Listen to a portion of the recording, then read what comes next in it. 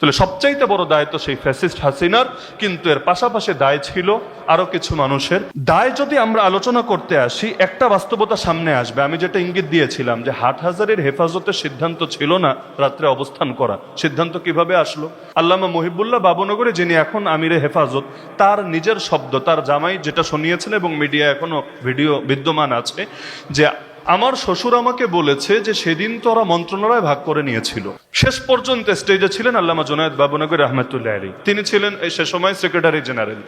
যেই সংগঠনের ডাকে এত মানুষ এসে প্রাণ দিল, সেই সংগঠনের কেন্দ্রীয় কোনো উদ্যোগ অথবা এই শহীদদেরকে অমর করে রাখার ব্যাপারে কোনো কার্যক্রম, অথবা অন্তত মাদ্রাসা কেন্দ্র করে সব জায়গায় অফিসিয়াল ভাবে এটাকে কেন্দ্র করে অন্তত দোয়ার আয়োজন, এতটুকু পর্যন্ত আমরা দেখতে পাচ্ছি না। কিছু মানুষ কেন যেন এই বিষয়টাকে সামনে আসতে দিচ্ছে না। গত বছরের আগ পর্যন্ত তো আমরা শাপলা চত্বরের সেই বিষয়টার সাথে আমরা সকলেই কম বেশি মিডিয়ার মাধ্যমে এবং বিভিন্ন আর্টিকেলের মাধ্যমে পরিচিত। তবে একজন ভুক্তভোগী হিসাবে যেহেতু এবং সারা রাত সেই শহীদ এবং আহতদের ভেতরে কাটিয়ে ফজরের নামাজের পরে ফিরেছিলাম, এমনকি আমাদের সাথী সঙ্গীদের মধ্যেও একাধিকজন গুলিবিদ্ধ হয়েছিল, এবং সেই রাতে এখনো আমার মনে পড়ে আল্লাহ তাআলার কাছে একদম দিলের আবেগের সাথে বারবার দোয়া করেছিলাম, আল্লাহ আমাকেও শহীদের তালিকায় তুমি কবুল করো। চোখের সামনে এতজন মানুষের প্রাণ ঝরে যাচ্ছে, আমাকেও তাদের সঙ্গে তুমি শামিল হওয়ার তৌফিক দান করো। আল্লাহ তাআলা হয়তো মনে করেছেন আরো কিছুকাল বেঁচে থাকলে তার দিনের হয়তো আরো কিছু খেদমত করার সুযোগ হবে, এজন্য আল্লাহ তাআলা সেদিনে সেই দোয়া কবুল করেননি। তবে এই দোয়া এখনো করি, কারণ আমরা মনে প্রাণে বিশ্বাস করি আমরা হয়তো দুনিয়াতে বহু কষ্টে আছি, বহু পেরেশানি এবং পেরেশানির ভেতরে আছি, কিন্তু যারা শহীদ হয়েছেন তারা ডানা মেলে মেলে রবের জান্নাতে উড়ে বেড়াচ্ছেন এবং রব্বুল আলমিনের নেয়ামত দ্বারা তারা নিয়মিত উপকৃত হচ্ছেন। আল্লাহ তাআলা দুদিন আগে বা পরে আমাদেরকেও তাদের সঙ্গে মিলিত হওয়ার তৌফিক দান করুন। তো শাপলা চত্বরের কিছু তিক্ত বাস্তবতা রয়েছে, কিছু বিষয় এমন যেগুলো মিডিয়ায় ব্যাপকভাবে আলোচিত, আর কিছু বিষয় এমন যেটা ইচ্ছাকৃতভাবে আড়াল করে রাখা হয়। তবে আমি আজকে আলোচনাটাকে মৌলিকভাবে উপস্থাপন করব একদিকে ভিকটিমের দৃষ্টিকোণ থেকে, আরেকদিকে নিরপেক্ষ দৃষ্টিকোণ থেকে, যাতে এমন কিছু বাস্তবতা আসবে যেটা হয়তো শুনতে কিছুটা তিক্ত মনে হবে, কিন্তু ইতিহাসের আলোচনা ইতিহাসকে সামনে রেখেই করতে হয়, কোনো দলীয় দৃষ্টিভঙ্গিকে সামনে রেখে নয়। যার কারণে ইতিহাসের কাঠগড়ায় এমন বহু মানুষকেও দাঁড় করানো হয় যাদেরকে হয়তো সারা জীবন বা বিভিন্নভাবে যাদেরকে ক্লিন ইমেজ হিসাবে উপস্থাপন করা হয়। তো এই জন্য শুরুতে আমি ক্ষমা চেয়ে নিচ্ছি, আলোচনা করতে গিয়ে কিছু কথা হয়তো কারো বিরুদ্ধে যাবে, কিন্তু এগুলোকে ইতিহাসের পাঠ হিসাবেই দেখা এবং এর জন্য কথককে দোষারোপ না করে নিজেদেরকে বিবেকের কাঠগড়ায় দাঁড় করানো, যাতে করে আল্লাহ তাআলা আগামী দিনে অন্তত এই জাতীয় অপরাধের পুনরাবৃত্তি করা থেকে তাদেরকে হেফাজতে রাখেন। প্রথম যে বিষয়টা আমরা আনবো সেটা হলো, শাপলা চত্বরের বাস্তবতাটা দেখলে মনে হয় যে এটা রাজনৈতিকভাবে মনে হয় একটা ব্যর্থতার ইতিহাস ছিল, বাহ্য দৃষ্টিতে মনে হয়, কিন্তু বাস্তবতা হলো এই শাপলা চত্বর যদি এই দেশে না হতো এবং শাপলার সেই জাগরণ যদি না ঘটতো, উগ্র সেকুলারিজম এই দেশকে এতদিনে গিলে খেয়ে ফেলতো। সাংস্কৃতিকভাবে সেই শাপলা চত্বর মোটেও ব্যর্থতা ছিল না, বরং যেমনিভাবে কারবালার ইতিহাস বলতে গেলে আমরা বলি ইসলাম জিন্দা হোতা হয় হর কারবালা কে বাদ।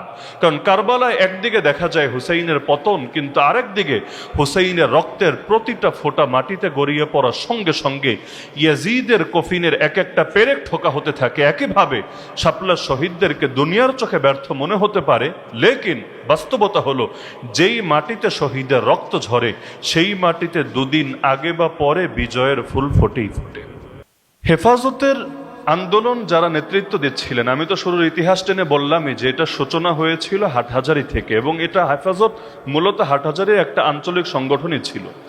তো যে এই রাতের বেলা এখানে থাকার সিদ্ধান্তটা, এটা মৌলিকভাবে হাটহাজারীর হেফাজতের সিদ্ধান্ত ছিল না। তাহলে এটা কিসের সিদ্ধান্ত ছিল? ইনশাল্লাহ আলোচনা শেষের দিকে এটা আসবে যে কিভাবে অবরোধের সিদ্ধান্ত হঠাৎ করে রাতের বেলা অবস্থানের সিদ্ধান্তে রূপ নিল এবং কি কারণে এটা এত ভয়ঙ্কর পরিণতির দিকে গেল। এর আগে আমরা একটা বাস্তবতা সামনে রাখি, সেটা হলো আজ 2026-এর 5ই মে, কিন্তু এখনো পর্যন্ত আমরা আদৌ এটা জানি না ঠিক কয়জনকে সেদিন নির্মমভাবে শহীদ করা হয়েছে। বড় দুঃখের কথা, শহীদদেরকে মূল্যায়ন করা, তাদের ফ্যামিলির খোঁজ খবর নেওয়া, এগুলো দূরের কথা, আজ পর্যন্ত আমরা এটা জানি না। এমনকি কথাটা শুনতে খারাপ লাগবে, তারপরও বলতে দ্বিধা নাই, আজ যেই সংগঠনের ডাকে এত মানুষ এসে প্রাণ দিল, সেই সংগঠনের কেন্দ্রীয় কোনো উদ্যোগ অথবা এই শহীদদেরকে অমর করে রাখার ব্যাপারে কোনো কার্যক্রম, অথবা অন্তত মাদ্রাসা কেন্দ্র করে সব জায়গায় অফিসিয়াল ভাবে এটাকে কেন্দ্র করে অন্তত দোয়ার আয়োজন, এতটুকু পর্যন্ত আমরা দেখতে পাচ্ছি না। কিছু মানুষ কেন যেন এই বিষয়টাকে সামনে আসতে দিচ্ছে না। গত বছরের আগ পর্যন্ত তো আমরা হেফাজতের পক্ষ থেকে কোনো তালিকাই পাই নাই যে আসলে কয়জনকে শহীদ করা হয়েছে। আমরা তো প্রথম অবস্থায় তো শেখ হাসিনা বলে দিয়েছিল কেউ শহীদ হয় নাই, রং মেখে শুয়েছিল, নাউযুবিল্লাহি মিন যালিক। সুরঞ্জিত সেন গুপ্ত বলেছিল আরে এরা তো লাফিয়ে লাফিয়ে এসেছিল, সুবহানাল্লাহ বলতে বলতে এরা পালিয়ে গিয়েছিল। এত কিছু বলার পরে এমনকি সবচাইতে কষ্টের জায়গা হলো 2018 সালে যখন শুকরানা মাহফিল করা হয়, আপনাদের মনে থাকার কথা, কওমি মাদ্রাসার স্বীকৃতি যখন দেওয়া হয়, একটা নামকা ওয়াস্তে স্বীকৃতি যে দাওরে হাদিস পাস মানে হলো মাস্টার্স পাস, নিচে কিছু লাগবে না, অনার্স লাগবে না, ইন্টারমিডিয়েট লাগবে না, এসএসসি কিছু লাগবে না, এক লাফে মাস্টার্স পাস।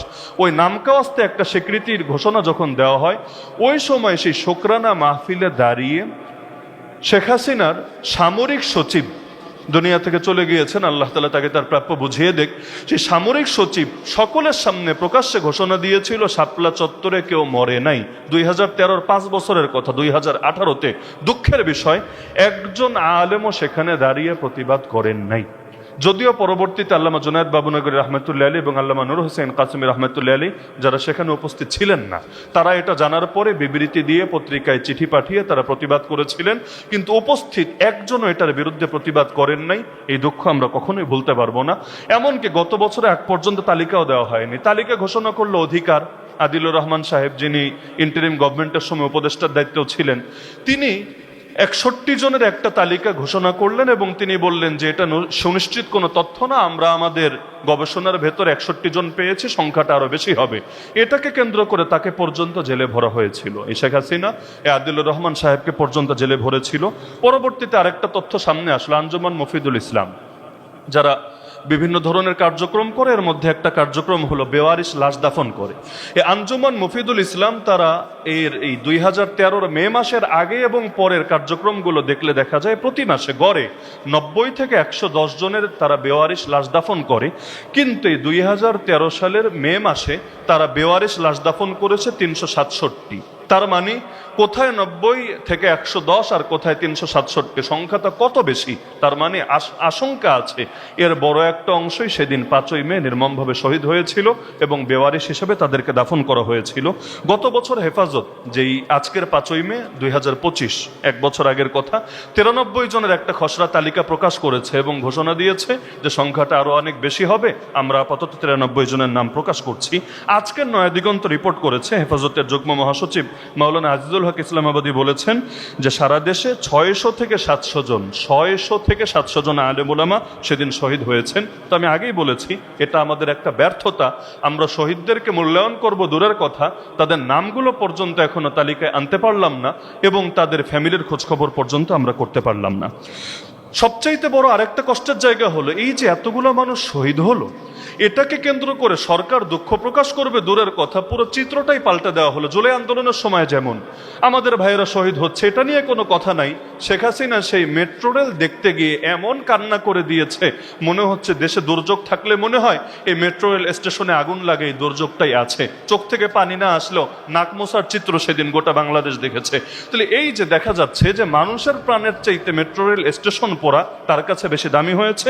একইভাবে হেফাজতের সময় মিডিয়া সন্ত্রাস আর বুদ্ধিজীবীদের ভণ্ডামির কারণে সেই সময় এই জাতীয় একটা বাস্তবতা সামনে এসেছে। পত্রিকাগুলো রিপোর্ট করছিল হেফাজতের তাণ্ডব, সরকারের তাণ্ডব না, বাহিনীর তাণ্ডব না, হেফাজতের তাণ্ডব। তারা রিপোর্ট করলো যে এই যে আল্লাহর নবীর মহাব্বতে যেই সমস্ত মানুষরা ঢাকায় আসলো, তারা নাকি বাইতুল মোকাররমে গিয়ে বইয়ের দোকানে কোরআন পুড়িয়েছিল। কোন মানুষগুলো? যেই মানুষগুলো আল্লাহ এবং তার নবীর মহব্বতে 13 দফা ডাকে এখানে আসলো। এমনকি এই এত মানুষ মরার চাইতে গুরুত্বপূর্ণ হলো ঢাকার রাস্তার ডিভাইডারে যে গাছ আছে, এরকম কিছু গাছ কাটার ছবিগুলোকে এমনভাবে মিডিয়াগুলো হাইলাইট করলো, মনে হলো যেন এই কোনো একজন মানুষও মরে নাই, কিন্তু এই গাছগুলো শহীদ হয়েছে এবং গাছগুলো প্রাণ দিয়েছে, এজন্যই মহান গাছগুলোর জন্য তাদেরকে সবচাইতে বেশি দুঃখ করতে হবে। এমনকি বুয়েটের ছাত্র রেহান আহসান, আমরা দেখেছি বুয়েটের ছাত্র আবরার ফাহাদ শহীদ হওয়ার পর গোটা বাংলাদেশ কিভাবে এটাকে কেন্দ্র করে তপ্ত হয়ে উঠেছিল। অথচ 2013 সালের 5ই মে বুয়েটের একজন ছাত্র, যার নামও আমরা অনেকে স্মরণ রাখি নাই, রেহান আহসান, সেও কিন্তু এদিন শহীদ হয়েছিল। আপনি চিন্তা করেন, বুয়েটের একজন ছাত্র বা যে কোনো ভার্সিটির একজন ছাত্রকে যদি শহীদ করা হয়, এটাকে কেন্দ্র করে পুরো বাংলাদেশে কি পরিমাণ তোলপাড় হয়। তো সেদিন হেফাজতের ইস্যুটাকে এমনভাবে পচানো হয়েছিল, মাদ্রাসার ছেলে বাদ দিলাম, এতিম মিসকিন ছেলে বাদ দিলাম, এই বুয়েটের রেহান আহসানকে কেন্দ্র করে পর্যন্ত আমরা বুদ্ধিজীবীদের ক্রন্দন দেখতে পাই নাই, আমরা সরকারের আফসোস দেখতে পাই নাই। এমনকি আমি মনে করি এই আওয়ামী ফ্যাসিবাদ যে এত ভয়ঙ্কর রূপ ধারণ করেছিল, এর শিকড় এবং তাদের এই হিম্মত বাড়ার পেছনে সবচাইতে বড় কারণ ছিল দুইটা। এক নম্বরে পিলখানা ট্র্যাজেডির পর, আর 2 নম্বরে এই শাপলা চত্বরের মতো এত বড় ম্যাসাকার ঘটনা ঘটানোর পরও কোনো ধরনের বাধার শিকার না হওয়া, এটাই তাদের ভেতরে ফ্যাসিবাদী রূপকে সর্বোচ্চ পর্যায়ে নিয়েছিল এবং তাদের সাহস আর অধ্যত্বকে বাড়িয়ে দিয়েছিল। সেদিন যদি আরবান মিডল ক্লাস মুখ খুলতো এবং তারা যদি নীরব না থেকে সরব হতো, তাহলে পরবর্তী এত দুর্যোগ আমাদের দেখা লাগতো না। কিন্তু তারা ভেবেছে, আরে মাদ্রাসার কয়টা ছেলে মরেছে, ওরা মরলেই কি, ওরা বাঁচলেই কি, ওদের প্রাণের কি দাম আছে, ওরা কি বড় রাষ্ট্রের কোনো গুরুত্বপূর্ণ ব্যক্তি নাকি, তাদের প্রাণের কি দাম আছে। তো সেদিনের সেই আরবান মিডল ক্লাসের নীরবতাই পরবর্তীতে শেখ হাসিনাকে এই পরিমাণ ডাইনি হয়ে উঠতে প্ররোচিত করেছিল। একদিকে তাকে ওভার কনফিডেন্স জুগিয়েছিল যে কেউ তোমার দমানোর নাই, আর আরেকদিকে যত বিরোধী পক্ষ ছিল তাদের ভেতরেও ভয় ঢুকেছিল যে এই 10 লক্ষ মানুষ, যেটা বলা হয় যে 10 লক্ষ মানুষ একত্রিত হলো ঢাকায়, আর বাংলাদেশে আরো বিভিন্ন প্রান্তে আন্দোলন হলো, এটাকে যেই হাসিনা দমিয়ে দিতে পারে, তার কাছে অন্যদেরকে দমানো এটা কোনো ব্যাপারই না। সকলের ভেতরে একটা আতঙ্ক, একটা ভয় সেদিন ছড়িয়ে গিয়েছিল। তো এদিনের দায় যদি আমরা আলোচনা করতে আসি, একটা বাস্তবতা সামনে আসবে। আমি যেটা ইঙ্গিত দিয়েছিলাম যে হাটহাজারীর হেফাজতের সিদ্ধান্ত ছিল না রাত্রে অবস্থান করা, সিদ্ধান্ত কিভাবে আসলো? এখন তো আলহামদুলিল্লাহ কেন্দ্রীয় নেতারাও মুখ খুলছেন এবং আপনারা ইউটিউবে সার্চ করলেও বিভিন্ন পডকাস্টও দেখতে পাবেন, আমি নাম মেনশন করছি না। লালবাগ মাদ্রাসায় কিছু মানুষ ছিলেন যারা সেদিন আল্লামা আহমদ শফি রহমাতুল্লাহ আলাইহিকে লালবাগে এনে, এমনকি তাদের নামগুলো বলতেও দ্বিধা নাই, নামগুলো এখন প্রকাশ্যে, মুফতি ফয়জুল্লাহ, আলতাফ, মঈনুদ্দিন রুহি, মাওলানা জুনায়েদ আল হাবিব এবং আরো বিভিন্ন আলেমরা, তারা লালবাগে থেকে আল্লামা আহমদ শফি রহমাতুল্লাহ সেখানে অবস্থান করছে। তাকে সামনে নিয়ে সেখানে বৈঠক হলো এবং হঠাৎ করে যখন ঘোষণাটা দেওয়া হলো যে রাতের বেলা অবস্থান করা হবে, এর প্রেক্ষাপট কি ছিল? আল্লামা মহিবুল্লাহ বাবুনগরে, যিনি এখন আমিরে হেফাজত, তার নিজের শব্দ, তার জামাই যেটা শুনিয়েছেন এবং মিডিয়া এখনো ভিডিও বিদ্যমান আছে, যে আমার শ্বশুর আমাকে বলেছে যে সেদিন তো ওরা মন্ত্রণালয় ভাগ করে নিয়েছিল। তার মানে কিছু উচ্চাকাঙ্ক্ষী মানুষ, তাদের ভেতরে এই লোকটা ঢোকানো হয়েছিল যে আজকে রাত্রে যদি হেফাজত কর্মীরা এখানে অবস্থান করতে পারে, সকাল হতে হতে সরকারের পতন হয়ে যাবে। এমনকি শাপলা চত্বরে দাঁড়িয়ে পাবলিক স্পিচেও কেউ কেউ এমন বক্তব্য দিয়েছিল যে আগামীকাল সকালে আপনারা পালানোর জায়গা খুঁজে পাবেন না। পরবর্তীতে সরকারকে এই মেসেজটা দেওয়া হয়েছিল যে আজকে রাত যদি তারা কোনোভাবে থাকতে পারে, আগামী দিন আপনি শেষ। যেভাবে জুলাই আন্দোলনে ওই গণভবন গিয়ে দখল করেছে, একইভাবে এরা এসে দখল করবে। এর সাথে আরেকটা জিনিস, দুয়ে দুয়ে মিলে যেমন 4 হয়, আপনাদের মনে থাকার কথা, 5ই মের আগের দিন 4 মে বেগম জিয়া, আল্লাহ তাআলা তাকে জান্নাতে উচ্চ মর্যাদা দান করুন, ঘোষণা দিয়েছিলেন সরকারকে 48 আওয়ার্স আলটিমেটাম দিয়ে, যে এই সরকারকে 48 ঘন্টা সময় দেওয়া হলো, এর ভেতরে তারা নির্দলীয় তত্ত্বাবধায়ক সরকার ব্যবস্থা মেনে নিতে হবেই হবে। যদি না নেয়, ঢাকার সব রাজপথ দখলে নিয়ে এই সরকারকে পতন ঘটানো হবে। সুস্পষ্ট বাক্যে 48 ঘন্টা সময় দিতে চেয়েছিলেন, 24 ঘন্টা, কিন্তু পরের দিন যেহেতু হেফাজতের একটা পূর্ব ঘোষিত একটা শিডিউল কার্যক্রম আছে, এজন্য 48 ঘন্টা ঘোষণা দিয়েছিলেন। তাহলে এখান থেকে কেন্দ্র করে সরকারকে কেউ কেউ এটা বোঝাতে সক্ষম হয়েছিল যে ওদিকে বিএনপির আছে 48 ঘন্টা, আর এদিকে রাতটা যদি তারা থাকতে পারে তাহলে পরের দিন সকালটা তো আপনার জন্য রিস্কের। এর চাইতে বড় একটা ভয়ঙ্কর ব্যাপার হলো, যেই মানুষগুলো লালবাগে বসে আল্লামা শফিকে সিদ্ধান্ত নিতে বাধ্য করেছিল, তাদের একজনকেও মাগরিবের পর থেকে শাপলা চত্বরে বা এর আশপাশে বা স্টেজের ধারে কাছেও তাদেরকে আর দেখা যায়নি। স্টেজে ছিলেন কারা? শেষ পর্যন্ত স্টেজে ছিলেন আল্লামা জুনায়েদ বাবুনগরী রহমতুল্লাহ আলী। তিনি ছিলেন সে সময় সেক্রেটারি জেনারেল। তিনি বারবার যোগাযোগ করতে চেয়েছেন আল্লাহ মাহমুদ শফির সাথে এবং বারবার ফোন দিয়েছেন। ডাইরেক্টর হুজুরকে দিতে পারছেন না, তার ছেলে এবং যাদের কাছে তার মোবাইলটা থাকে, খাদেম আরো যারা আছে, এদেরকে ফোন দিচ্ছেন, কিন্তু বলা হচ্ছে এই ব্যস্ত, একটু পরে কথা বলবেন, একটু পরে কথা বলবেন। তিনি ডাইরেক্ট যোগাযোগ করতে পারছেন না। এদিকে ওই সময় পর্যন্ত, তখনও যেহেতু হেফাজত এখনের পর্যায়ে নাই, সরকারের উচ্চ পর্যায়ের সাথে বাবুনগরীর ডাইরেক্ট সম্পর্ক ছিল না যে তিনি ডাইরেক্ট তাদের সাথে ফোন করে কোনো একটা কথাবার্তা বলবেন বা একটা নেগোসিয়েশনে যাবেন। এমনকি যখন গোলাগুলি শুরু হয় সেই সময় তিনি বলছিলেন যে এখানে দায়িত্বশীল কে আছে, একজন সিনিয়রকে আমার কাছে নিয়ে আসো, আমি কথা বলি, ওরা গোলাগুলি করছে কেন, ওরা এভাবে শহীদ করছে কেন, আমি কথা বলি, একটা সিদ্ধান্তে আসি। এবং তাকে বারবার বলা হচ্ছিল যে যেহেতু যোগাযোগ করতে পারছেন না এবং একের পর এক শহীদ আসছে, শহীদ তো বিকাল থেকে আসা শুরু হয়েছিল, তো শহীদের লাশ আসছে এবং দোয়া, অনেকবার দোয়া হয়ে গেছে শাপলা চত্বরে, দোয়া বদদোয়া, তো আপনি এটা শেষ করে দেন। তিনি বলেছিলেন আমি তো নিজের আদেশে আসি নাই, আমিরের আদেশে এসেছি। আমিরের আনুগত্যটাকে তিনি এই পর্যায়ে নিয়েছিলেন যে আমির যতক্ষণ না বলবে আমি এখান থেকে সরতে পারি না, ইসলাম আমাকে এটা অ্যালাউ করে না, তো সুতরাং আমি আমিরের সাথে যোগাযোগ করা পর্যন্ত অপেক্ষায় থাকবো। তো একদিকে যোগাযোগ বিচ্ছিন্ন, আর একদিকে সরকারের সাথেও তার কোনো ডাইরেক্ট যোগাযোগ নাই।